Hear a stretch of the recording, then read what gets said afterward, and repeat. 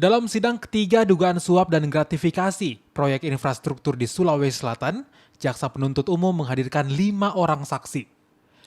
Kelima saksi yakni PLT Gubernur Sulsel Andi Sudirman Sulaiman, Kadis PUTR Sulsel Rudi Jamaludin, mantan Kabid Bina Marga Putra Sulsel Edi Jaya Putra, dan mantan ajudan Gubernur Sulawesi Selatan nonaktif Syamsul Bahri dan Salman Natsir.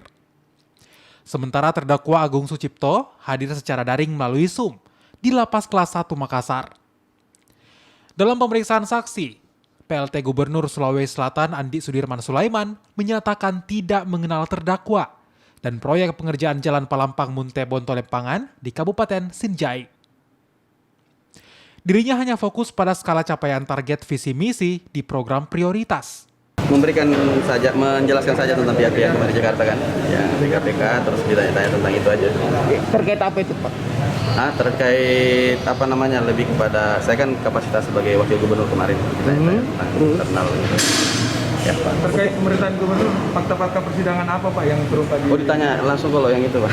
Kemarin kan sudah dicatat sendiri, saya rasa saya dengar langsung kan. Kenal dengan Agung Sucipto? Tidak kenal saya. Berarti dalam fakta sidang tadi Bapak, kesimpulannya Bapak tidak tahu menau soal proyek-proyek yang terutama soal proyek OTT? Secara detail kan kita masing-masing punya kewenangan Pak ya.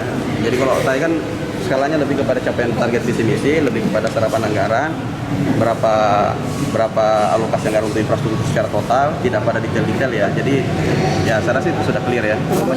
Sementara jaksa penuntut umum dari KPK, Muhammad Asri Irwan, mencecar saksi soal sumber anggaran dana proyek. Kalau kita bertanya tentang sumber anggaran itu kan pasti akan fokus ke wakil gubernur dan kepala dinas PU-nya, kan? Kemudian proyek-proyek apa di tahun 2019, di tahun 2020 yang didanai oleh dana alokasi khusus dan pemulihan ekonomi nasional.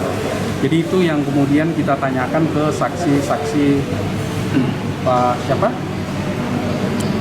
PLT Gubernur, kemudian ke Kepala Dinas PU. Karena hal-hal yang berkaitan proyek pasti Kepala Dinas PU akan lebih banyak tahu. Kemudian kepada Edi itu kan teman-teman sudah dengar bahwa kita menanyakan tentang tugasnya sebagai PPK yang pasti sangat tahu tentang proyek yang dikerjakan oleh saudara terdakwa. Sidang lanjutan dugaan kasus suap dan gratifikasi proyek infrastruktur di Sulawesi Selatan kembali dilanjutkan pada pekan depan dengan agenda pemeriksaan saksi. Arif Tirtana, Kompas TV, Makassar.